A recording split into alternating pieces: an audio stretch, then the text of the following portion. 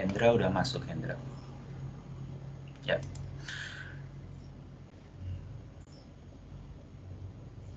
Baik, kita akan menggunakan MS Team. Kalian di semester 1 sudah pernah ada kelas yang menggunakan MS Team? Udah, Pak. Sudah ya? Oh, Sudah, oke. Pak. Berarti kalian sudah familiar dengan MS Team. Baik, saya akan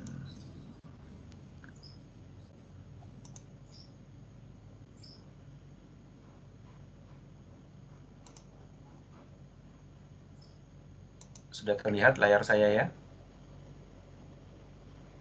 Sudah ya? Oke. Sekarang sebentar ini.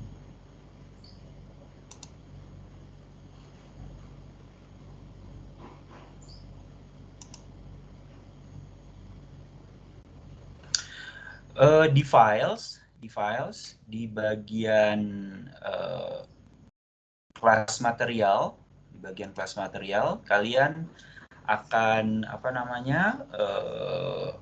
akan dapatkan semua materi yang menurut saya sampai dengan saat ini kita perlukan untuk paruh pertama. Video perkuliahan masih kosong, karena memang saya belum pernah merekam. Paruh pertama dari kelas MKL. Yang saya miliki itu adalah paruh kedua dari MKL. Sehingga nanti setelah selesai paruh pertama, maka saya akan mengupload video-video dan materi untuk paruh kedua sebagai materi tambahan ketika kalian mengikuti paruh kedua. Jadi kalian kalau seandainya tidak jelas dengan kelasnya Pak Budi atau ada ingin yang ditambah materinya, silahkan mengakses video perkuliahan di MS Team ini. Jadi MS Team ini akan kalian gunakan sampai dengan akhir semester. Semua materi di paruh kedua juga akan saya upload di sini. Oke. Itu yang pertama. Kemudian ada pertanyaan sampai situ? Semuanya bisa lihat dan bisa mengakses ya? Baik. Kemudian sebelum kita masuk detail, yang berikutnya adalah Class Notebook. Coba kalian akses Class Notebook, kemudian kalian buka bagian Content Library. Jadi di sebelah kiri Welcome itu ada icon untuk navigation. Di navigation itu ada Content Library, kalian klik Content Library. Di situ ada dua notebook, yang satu IPM, itu singkatan dari Investasi dan Pasar Modal. Ini adalah mata kuliah yang saya ajar di S1, yang beberapa kontennya itu kalian perlukan untuk belajar MKL juga. Jadi ini juga materi tambahan yang bisa kalian akses. Kalau kalian ada yang tidak jelas, maka kalian bisa buka catatan ini. Selain videonya juga saya unggah di video perkuliahan. Jadi semua video yang kalian tonton itu kalau kalian melihat di videonya itu ada tulisan di notebooknya atau ada catatan, maka catatan itu kalian bisa akses di content library ini. Ya. Kemudian di MKL sendiri itu kalian lihat ada dua materi yang saya siapkan untuk hari ini, Introduction to Corporate Finance dan Time Value of Money. Kemudian sisanya itu adalah catatan perkuliahan di paruh kedua. Catatan perkuliahan di paruh kedua yang kalian bisa baca lagi, kalian bisa akses. Kalau kalian menonton video dan melihat catatannya, maka semua catatannya ada di sini, gitu ya. Materi ini bisa kalian akses selama kalian mengikuti kuliah di paruh kedua. Sampai di sini ada pertanyaan tentang notebook? kita menggunakan default untuk catatannya adalah notebook. Kalau kalian belajar bersama, kemudian kalian memerlukan catatan yang bisa digunakan bersama, itu kalian bisa menggunakan collaboration space. Ya. Semua catatan di collaboration space itu untuk kalian gunakan bersama, jadi bisa kalian tulis bareng. Sebenarnya kalau content library juga bisa, tapi di kelas saya content library itu khusus untuk catatan saya, yang bisa kalian akses, ya. Oke. Sampai situ ada pertanyaan atau tidak? Jelas ya untuk notebook ya. Dan notebook ini real time. Jadi setiap kali saya ada catatan waktu di kelas pasti langsung terupdate di sini. Ya. Di file saya diingatkan untuk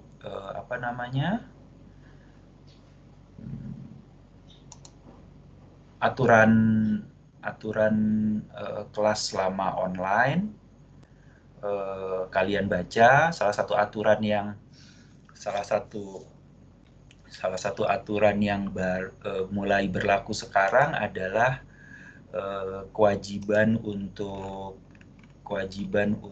apa? Sorry.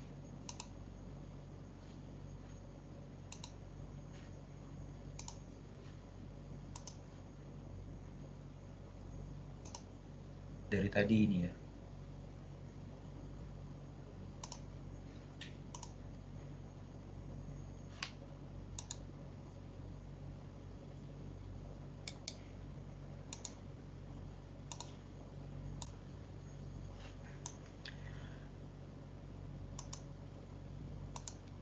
Salah satu yang harus aturan untuk daring adalah harus membuka video, ya. Sebenarnya saya tidak mewajibkan untuk membuka video, tapi memang kita akan banyak berinteraksi. Saya akan panggil nama kalian. Kalau kalian pernah bertanya tentang perkuliahan saya ke senior kalian, kita akan banyak berinteraksi dan saya akan banyak bertanya kepada kalian, sehingga sebenarnya video aktifnya itu ketika kita berdiskusi. Jadi di kelas saya silahkan mematikan video atau mikrofonnya selama perkuliahan, nggak apa-apa, kecuali kalau pada saat kita diskusi. Jadi kalau saya sedang bertanya kepada salah satu dari kalian, maka yang saya tanya itu harus menyalakan videonya. Demikian juga yang bertanya, karena kalau nggak saya bingung siapa yang bertanya gitu ya. Kadang-kadang saya nanya ini siapa gitu, karena kalau kalian tidak menyalakan video pada saat kalian berbicara, wajah kalian tidak tampil sehingga saya tidak tahu siapa yang bertanya. Oke. Yang lain aturan yang biasa, kalian bisa download. Setelah itu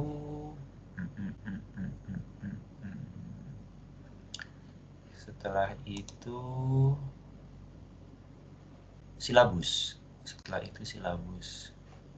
Sebentar.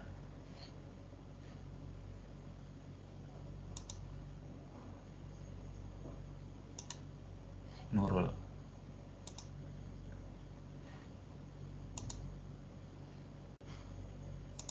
Kita akan bahas silabus sekarang.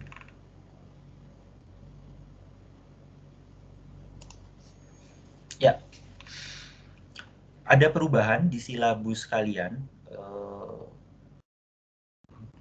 Berubah dua atau 3 pertemuan begitu, ada yang berkurang, ada yang bertambah. Tapi intinya yang akan kalian pelajari di mata kuliah ini adalah business valuation. Bagaimana menilai suatu bisnis, kemudian ada business simulation dan financial planning model. Bagi kalian yang S1-nya di manajemen atau akuntansi, kalian pernah mendapatkan manajemen keuangan waktu di S1.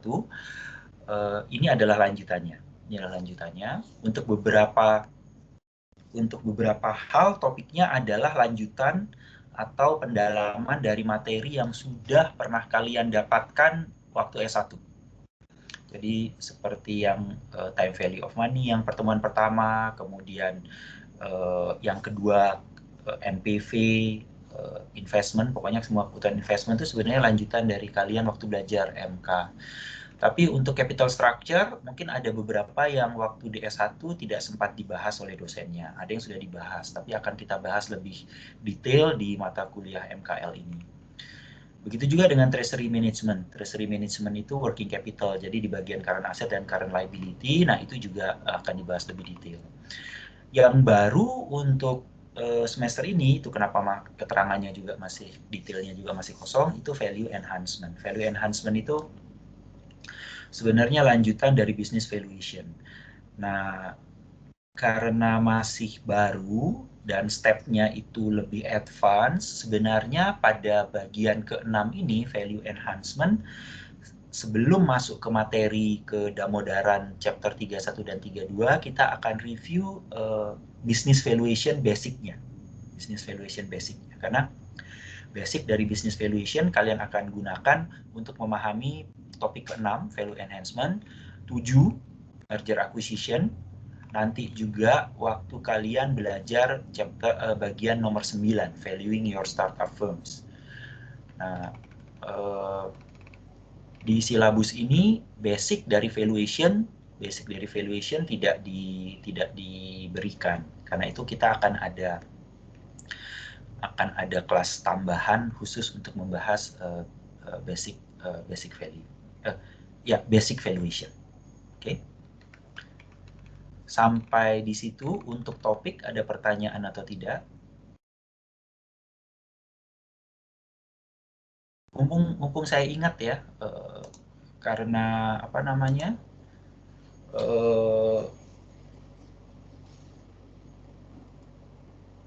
sepertinya saya tidak akan cukup untuk membahas semua topik itu dalam 7 pertemuan. Karena itu di awal saya ingin minta jadwal kalian yang kosong selain hari Selasa pagi, itu jadwalnya kapan aja ya? Selasa siang kalian kosong atau tidak? Ada, Pak. Selasa siang ada, oke. Rabu pagi? Rabu ada, Pak. Ada, Pak. Ada, Pak. Kamis? Ada yang kosong, ada. Kalau pagi sampai Jumat ada, Pak. Pagi sampai Jumat ada, oke. Iya. Kamis siang? Kamis siang aku sih bisa. Kamis siang bisa? Kamis siang bisa. Kamis siang saya nggak bisa, Pak. Kebetulan saya dari PPIA. Oh, oke. Kamis siang ada kuliah apa? Saya Kamis siang ada tata kelola. Jumat siang? Jumat siang tidak ada. Kalau Kamis siang ada. Yang lain Jumat siang ada atau tidak? Nggak ada, Pak, kosong. Nggak ada, Pak. Saya ada, Pak. Yang Jumat siang apa? Jumat siang saya ada kelas pajak internasional ya, Pak. Oh, pajak internasional, oke. Oke. Kelas siang yang agak longgar hari apa? Senin siang belum. Senin siang ada yang punya jadwal kuliah? Ada, Pak, saya, Pak. Ada jam 1, Pak. Ada. Iya, Oke. jam 1. Oke. Berarti sore jam 4 ya. Kalau seandainya siang tidak, kalau misalkan jam 1 kan berarti mestinya jam setengah 4 udah selesai gitu ya. Oke. Silahkan kalian pilih. Saya tahu bahwa kalau yang setengah jam 4 itu pasti udah kosong kalian. Sebagai kelas tambahan. Kalian pilih, kalian diskusikan. Ada kelas. Kalian Pak, diskusikan. sorry mau tanya. Ya. Kalau yang sore itu sekali doang atau tiap minggu? Kemungkinan akan ada setiap 2 minggu akan ada tambahan. Tiap 2 minggu. Tapi itu beda dengan asistensi ya Pak ya? Beda dengan asistensi. Asistensi akan ada lagi. Oh, ada juga ya Pak? Asistensi akan ada lagi. Kelas tambahan ini diperlukan karena satu topik itu tidak bisa dibahas di satu pertemuan biasanya. Ya. Okay. Jadi kalau komit gitu misalkan Kamis sore gitu misalkan ya, Kamis sore jam 4 gitu, maka kelas itu udah nggak bisa sampai dengan UTS nggak bisa dipakai lagi. Karena kemungkinan besar mungkin minggu ini aja kosong, tapi mulai minggu depan Kamis sore akan kita pakai terus, gitu ya. Kalau itu Kamis, saran saya sih Kamis supaya jedanya antara Selasa sampai ininya ini ya apa namanya, ada jeda hari Rabunya. Kalau Senin sama Selasa terlalu mepet, Rabu juga terlalu mepet, Jumat terlalu jauh kalau menurut saya. Kamis sore kalian jam 4 kosong ya? Kosong Pak. Mata kuliah apa? Kamis siangnya jam 1.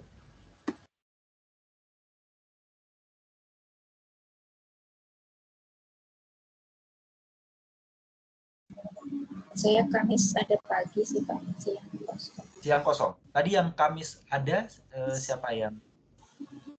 Saya, Pak. Apa mata kuliahnya? Tata kelola, Pak. Oh, tata kelola ya. Oke.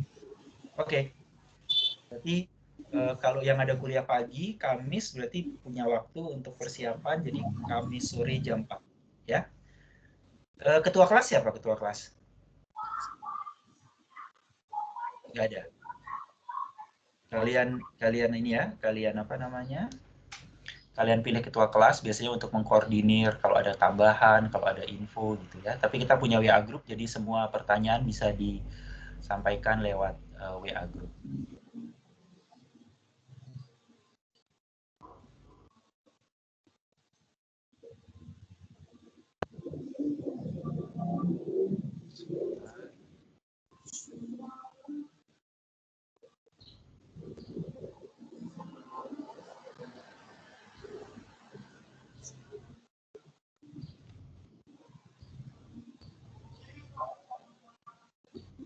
Nurul kenapa ini lagi ya? Nurul masuk dengan 2 account ya? Nurul hadir, Pak. Masuk dengan 2 account? Enggak, Iya. 1 account. Tadi dari HP, sekarang udah pindah ke laptop. Oke. Baik. Tapi sudah di-accept ya berarti ya? Iya. Lanjut silabus.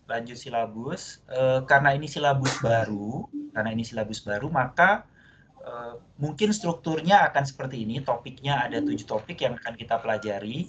Tapi untuk case-nya akan saya review apakah memang case pertamanya itu di pertemuan kelima. Nanti akan saya umumkan ya. Yang berikutnya yang harus kalian persiapkan adalah latihan. Di bagian files, ada file yang namanya daftar pertanyaan MKL. Daftar pertanyaan MKL. Kalian bisa lihat di daftar pertanyaan ini adalah PR yang harus kalian kerjakan sebelum kalian masuk kelas. Jadi pertemuan pertama ini akan mulai Kamis sore ya. Kamis sore minggu ini. PR yang harus kalian kerjakan adalah bab 4 problem nomor 22. Jadi 422 itu artinya bab 4 problemnya nomor 22. Ya. Kalau ada tanda bintang itu artinya optional. Kalian bisa kerjakan, bisa tidak. Kemudian saya juga akan submit di file itu yang edisi 8 itu tidak ada. Jadi ada beberapa latihan soal yang di edisi terbaru sudah tidak ada. Karena itu saya akan masukkan ke file kalian PR-PR yang dari edisi sebelumnya. Untuk PR, ada pertanyaan atau tidak?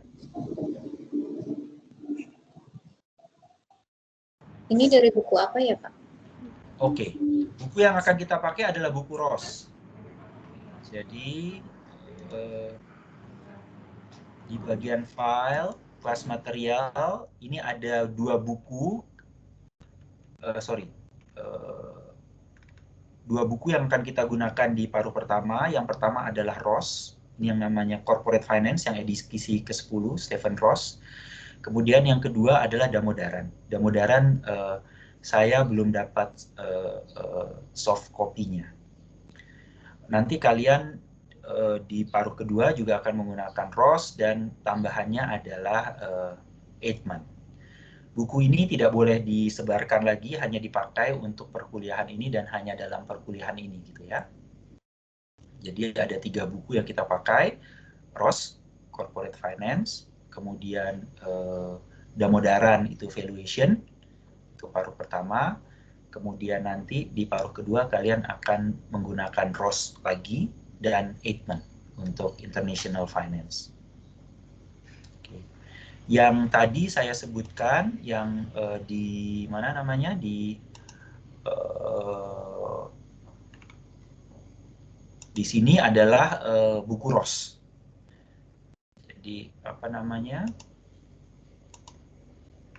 Chapter 4, chapter 5, chapter 16 itu adalah chapternya Ross. Ini dia. Ya. Berarti disubmitnya tiap Kamis sore gitu ya Pak? Kita akan bahas apa namanya di Kamis, bukan di Kamis sore. Jadi setiap kali pertemuan. Berarti yang pertemuan 1 kan seharusnya hari ini nih kita akan bahas 422 sama 430. Tapi karena ini pertemuan pertama, maka ini baru akan kita bahas di pertemuan hari Kamis lusa. Ya. Nah, di pertemuan kita berikutnya, ketika kita akan bahas bab 5, MPV dan teman-temannya, maka kalian harus sudah mengerjakan PR yang bab 5 ini. Bab 5 dan bab 6. Jadi bab 5 dan bab 6 ini di pertemuan kedua itu berarti di Selasa minggu depan.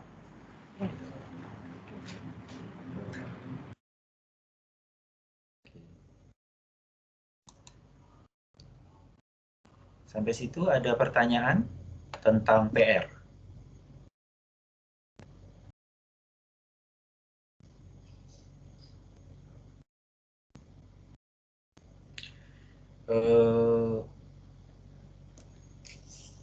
Ada baiknya juga kalau kalian mengerjakan PR, saya selalu menyarankan ketika kalian mengerjakan PR,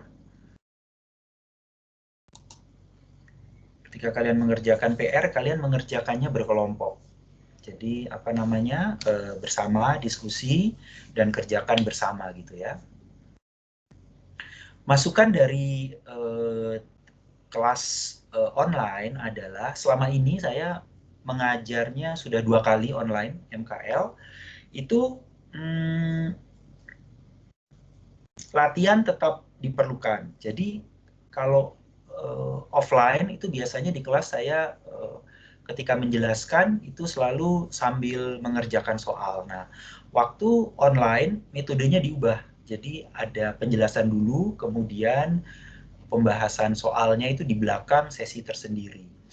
Hasil evaluasi menunjukkan nggak begitu bagus hasilnya, karena apa namanya, ternyata kalian itu belajarnya harus pada saat itu juga kita bahas soal gitu ya, sama seperti waktu kelas offline. Karena itu mulai kelas ini saya akan mulai bahas soal pada saat kita kuliah gitu ya. Jadi nggak dipisahkan antara pembahasan materi dengan soal. Nah, itu kenapa sebelum kalian masuk kelas atau kita ketemu sebelum kelas, kalian sudah harus mengerjakan PR-nya, karena yang akan kita bahas itu adalah PR. Sehingga kalian ketika ditanya nanti waktu di kelas kalian sudah siap dengan jawaban, gitu ya. Ada pertanyaan sampai situ tentang metode belajar? Oke. Yang berikutnya kalkulator. Saya sarankan kalian memiliki kalkulator keuangan. Tapi kalaupun tidak, kalian bisa menggunakan Microsoft Excel. Nanti saya akan juga tunjukkan bagaimana melakukan perhitungan di Microsoft Excel. Untuk beberapa tidak nyaman menggunakan Microsoft Excel karena komputernya kan biasanya digunakan untuk kuliah online gitu kan ya. Sementara kalian juga harus menggunakan Excel. Saran saya itu kenapa lebih baik menggunakan kalkulator yang terpisah, atau kalau seandainya tidak ada financial calculator, tidak ada kalkulator keuangan, kalian bisa online menggunakan handphone.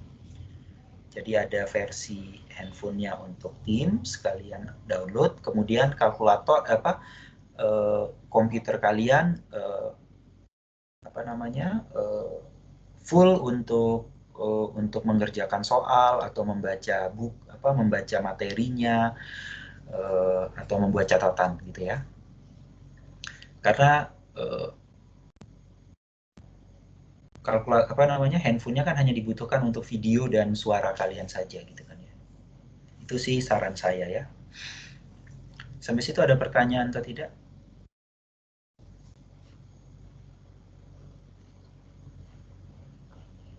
Jelas ya sampai situ ya. Oke. Itu tentang jadwal, kemudian juga silabus. Ada yang kelupaan atau tidak ya?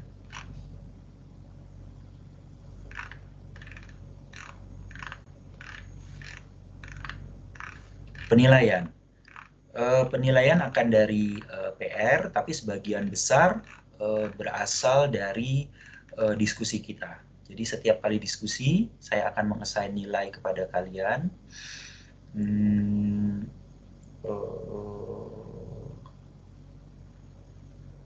Paper. Tadi kan partisipasi itu adalah diskusi selama perkuliahan, nilainya dari sana. PR itu dari PR yang kalian kumpulkan. Quiz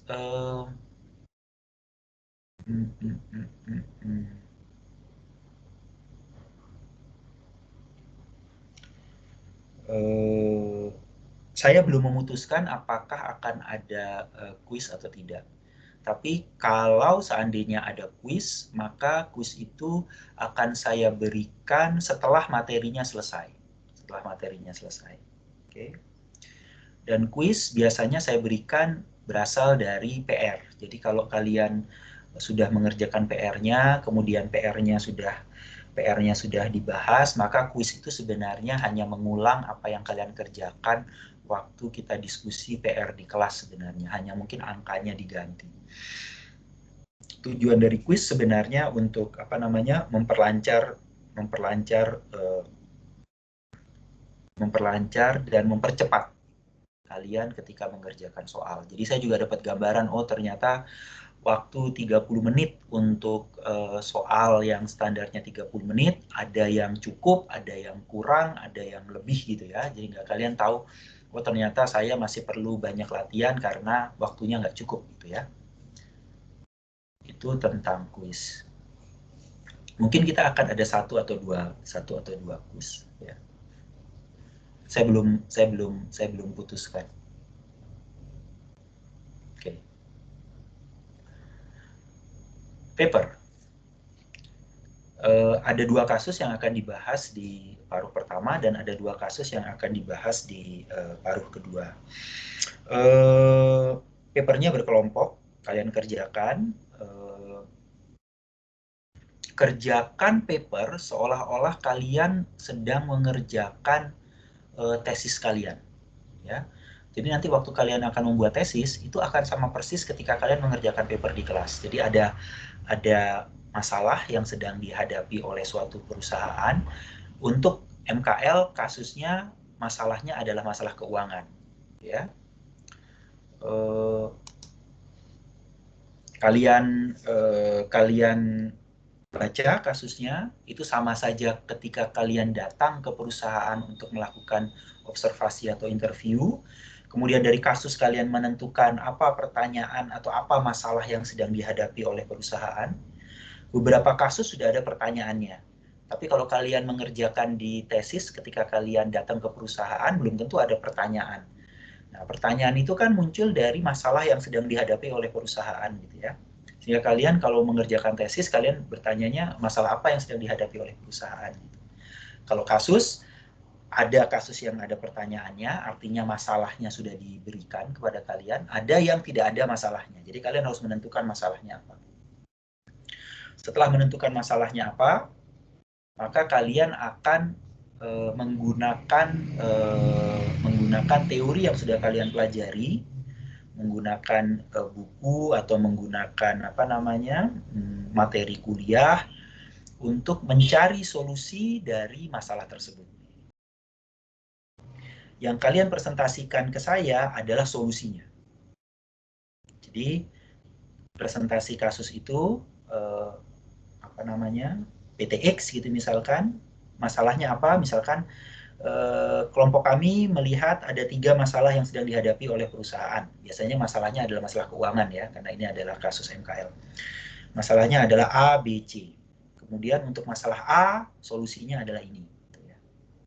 Ketika kalian mencari solusi, maka kalian harus berdasarkan teori yang sudah kalian pelajari. Nah, logika ini adalah logika yang kalian gunakan ketika kalian menyusun tesis. Gitu ya. Kasusnya itu ada di bab 3. Teori yang kalian gunakan itu dijelaskan di bab 2. Kemudian solusi yang kalian sampaikan itu ada di bab 4. Ya. Itu kalau yang struktur 5 ya. Kalau struktur 6 ada tambahan metode. Metode itu bagaimana kalian mengerjakannya. Ya. Kalau di kasus biasanya bagaimana cara mengerjakan itu kalian sampaikan secara lisan. Oh, kelompok kami tahap pertama melakukan ini Pak, setelah itu melakukan ini, melakukan ini, melakukan ini. Itu tahapan ketika kalian mencari solusinya. Kalau di tesis itu ada bab sendiri yang menceritakan tahapan-tahapan itu. Tapi untuk kasus biasanya itu tidak disebutkan spesifik. Tidak disebutkan spesifik. Tapi saya berpikir ada bagusnya juga ya. Ada bagusnya juga kalian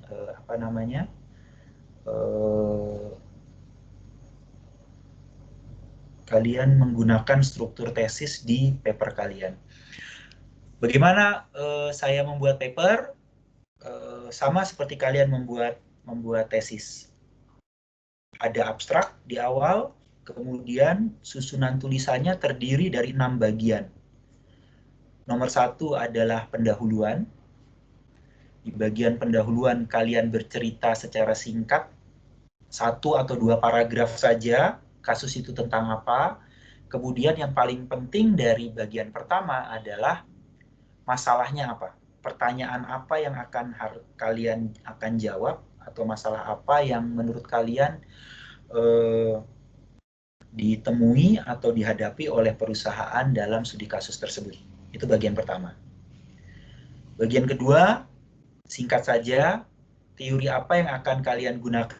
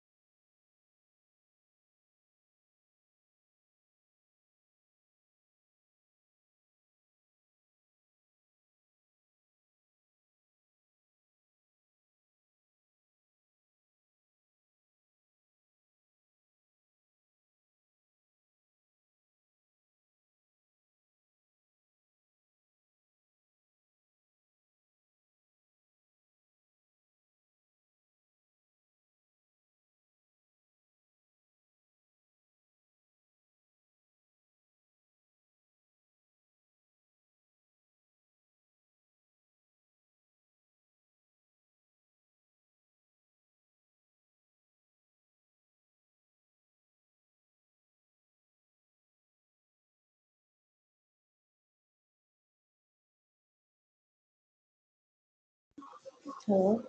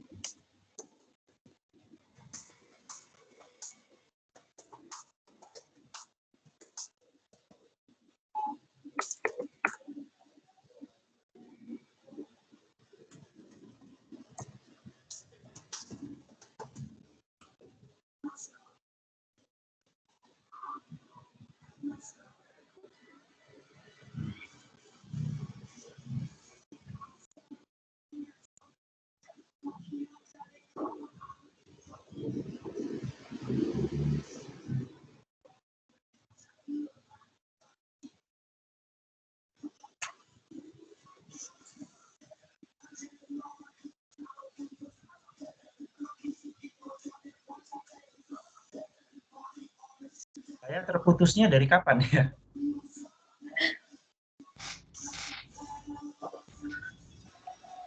Oh ya, Mungkin 5 menit deh, Pak. 5 menit ya. Oke. Makasih Tika udah diingatkan. Tika nelpon saya. Oke.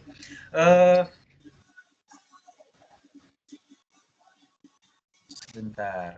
Rekamannya masih ya. Oke. Dari hari Jumat koneksi internet saya parah nih. Saya menggunakan tethering dari handphone. Karena kalau nggak salah kan jaringan ke Singapurnya terputus, kemudian provider internet saya ada kerusakan fiber optiknya dan belum ketahuan sih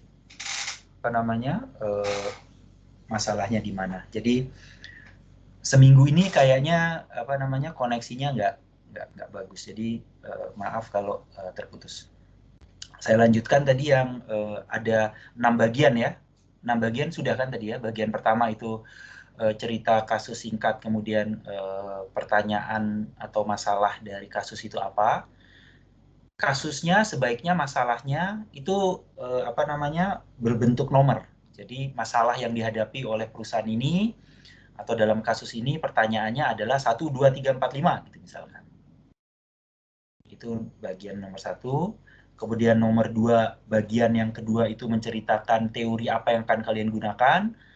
Kalau seandainya kalian menggunakan buku, bagian apa dari buku yang akan kalian gunakan, bab berapa, tentang apa gitu ya. Tidak usah mengcopy, tidak usah mengcopy paste penjelasan teori di buku atau rumus-rumusnya, cukup menyebutkan bahwa teori yang saya gunakan adalah teori ini berasal dari buku apa gitu penjelasannya dan kenapa menggunakan teori itu gitu ya. Itu bagian yang nomor 2. Bagian yang nomor 3, ngomongin metode, itu sebenarnya tulisan langkah-langkah apa ketika kalian mengerjakan soal menjawab pertanyaan. Jadi kalau misalkan untuk pertanyaan nomor 1, bisa langsung dikerjakan menggunakan rumus atau teori di bagian ini. Untuk soal nomor 2, yang saya lakukan adalah menggunakan rumus nomor 3 dulu. Setelah mendapatkan hasil dari rumus nomor 3, saya akan gunakan untuk menghitung rumus dimasukkan ke rumus nomor 5 sehingga mendapatkan jawaban ini gitu misalkan ya, jawaban seperti mendapat jawaban dari pertanyaannya. Nah, itu adalah bicara metode tuh. Langkah-langkah apa yang kalian kerjakan ketika kalian menjawab pertanyaan. Itu yang 3. Yang keempat sebenarnya detail dari masalah yang masalah yang sedang dihadapi oleh gambaran tentang perusahaannya. Gambaran tentang perusahaannya itu singkat saja karena di kasusnya kan sudah ada sebenarnya. Kalian ringkas dari kasus itu, perusahaan itu perusahaan apa, produknya apa, bekerja pada industri apa, gitu ya. Itu bagian keempat. Bagian kelima itu kalian tuliskan jawabannya.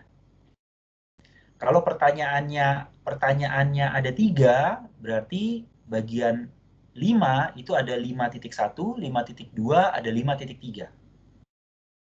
5.1 untuk menjawab pertanyaan nomor 1, 5.2 untuk menjawab pertanyaan nomor 2, 5.3 untuk menjawab pertanyaan. Sehingga setiap pertanyaan di bagian 1, misalkan di bagian 1 kan tadi ada daftar pertanyaannya apa saja gitu ya. 3 gitu misalkan, maka bagian 5-nya juga ada 3. Kemudian di dalam bab 5 itu juga setiap ada jawaban keputusan apa yang kalian ambil atau yang kalian sarankan untuk dilakukan oleh perusahaan. Harus selalu ada. Jadi nggak hanya misalkan, nilai perusahaan adalah 70 gitu misalkan. Setelah mendapat jawaban nilai 70 itu, lanjutannya adalah hasil keputusan apa yang harus diambil oleh perusahaan atau keputusan apa yang Anda sarankan untuk dilakukan oleh perusahaan. Karena nilai perusahaan 70 sementara perusahaan itu ditawari dengan nilai yang lebih rendah, katakan 50, maka perusahaan harusnya mengambil keputusan untuk menolak tawaran tersebut gitu misalkan. Harus ada itu untuk di setiap setelah kalian menjawab. Ya. Jadi biasakan setelah kalian melakukan perhitungan, dapat jawabannya, interpretasi apa dari jawaban tersebut, atau apa keputusan yang harus kalian ambil dari jawaban tersebut. Nggak boleh hanya berhenti 70, selesai gitu nggak. Oke. Baru bab kelima, kesimpulannya. Rangkuman dari seluruh jawaban kalian 51, 52, 53, kemudian usul 51, 52, 53, itu kalian rangkum lagi di bagian ke-6. Di bagian kesimpulan. Setelah kesimpulan, kalian tuliskan semua referensi atau materi yang kalian gunakan untuk menjawab kasus tersebut di bagian daftar referensi. Ada pertanyaan nggak untuk apa namanya struktur dari paper yang harus kalian buat ketika kalian mengerjakan kasus? Kalau kalian terbiasa dengan logika ini, kalau kalian terbiasa dengan struktur ini, maka kalian akan terbiasa ketika kalian membuat tesis. Karena ini adalah struktur tesis. Bagian 1 itu bab 1, bagian 2 adalah bab 2, selanjutnya sampai bab 6. Ada pertanyaan sampai situ? Untuk kasus? Untuk grupnya sih, Pak. Kenapa? Bagian grupnya. Maaf. Pembagian grupnya, Pak. Oh, pembagian grupnya satu grup 3 orang. Satu grup 3 orang.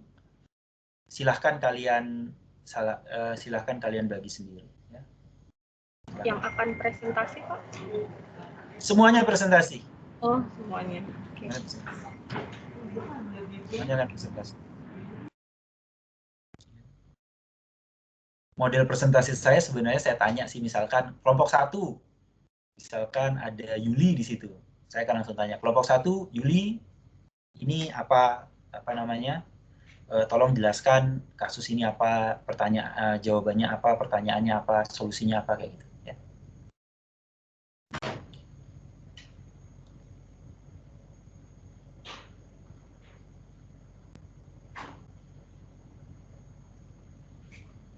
Oh iya ya, ada video tentang pembahasan kasus. Ada video pembahasan kasus, nanti saya upload ya. Saya upload. Tapi itu adalah kasus untuk paruh kedua. Nanti saya berikan contoh bagaimana kelas saya melakukan diskusi tentang kasus.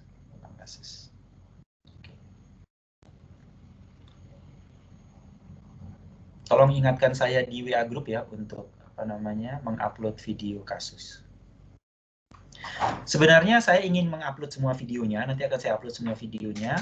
Tapi memang karena koneksinya masih bermasalah, saya belum upload karena videonya size-nya besar. Okay.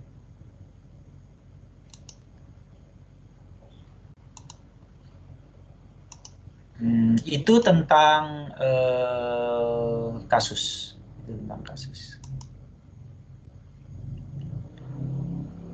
Layar saya terlihat sudah ya?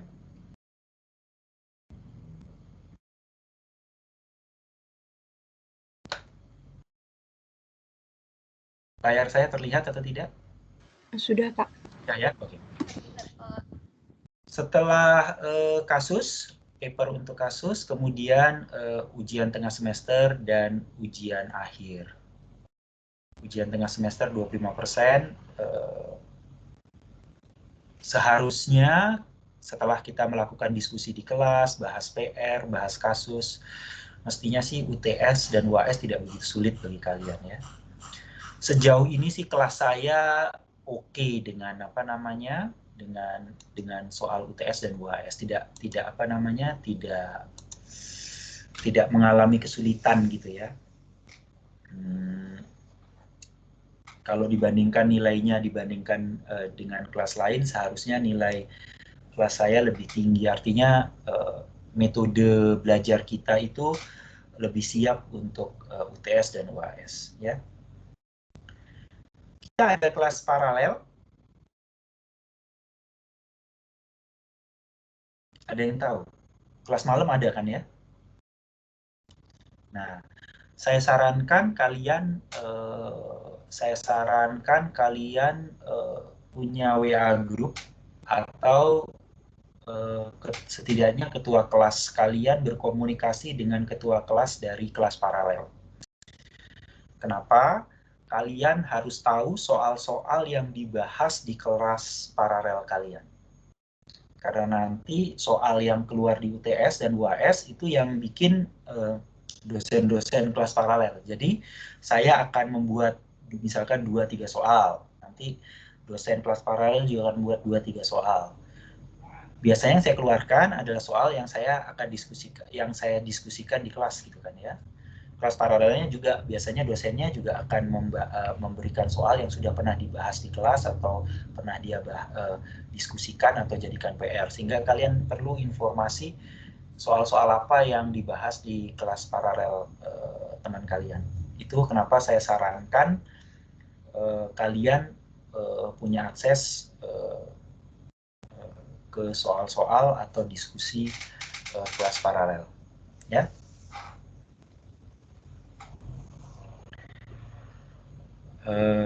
Dari pengalaman saya, mahasiswa itu sering mengeluh karena menganggap bahwa soal yang kita diskusikan itu lebih rumit, lebih sulit, kemudian tiba-tiba waktu ujian itu keluar soal dari kelas lain yang menurut mereka terlalu sederhana gitu. Tapi ada juga yang berpikir, apa ini jebakan ya sebenarnya ya gitu. Ini kenapa, apa benar ya jawaban saya seperti ini ya gitu. Karena mereka tidak terbiasa mengerjakan tipe soal lain gitu kan ya. Saya menilai bahwa soal-soal yang dibahas di kelas lain itu jauh lebih simple sebenarnya. Jauh lebih sederhana dan jawabannya straightforward dibandingkan dengan PR atau soal-soal yang akan kita diskusikan di kelas. Tapi kalian tetap harus melihat soal di kelas lain untuk tahu bagaimana cara mengerjakannya, ya. Karena tadi yang saya bilang, soal yang terlalu simpel juga kadang-kadang ada mahasiswa yang bingung, bener nggak sih ini jawabannya gitu, kok kayaknya gampang banget jawabannya gitu. Atau malah berimprovisasi malah salah gitu ya, karena sebenarnya solusinya sederhana. Oke. Itu tentang penilaian dan silabus.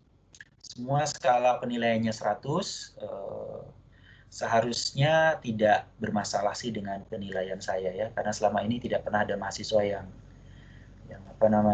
protes dengan cara penilaian saya. Oke. Konsep saya karena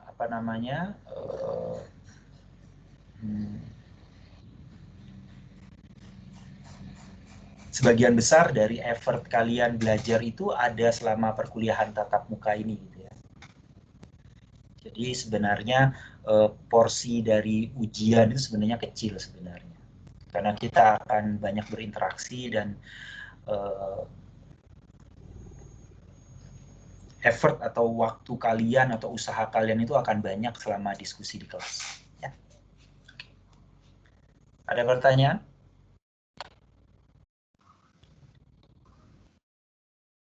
Ada ya. Kalkulator sudah, silabus sudah, apalagi yang belum ya.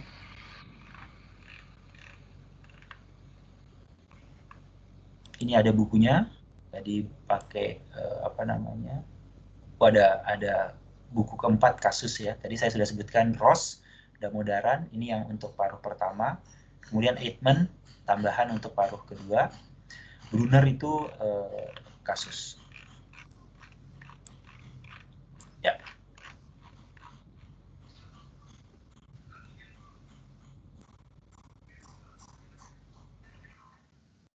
Ada pertanyaan? Baik. Kalau tidak ada, saya akan akhiri bagian untuk pembahasan silabus.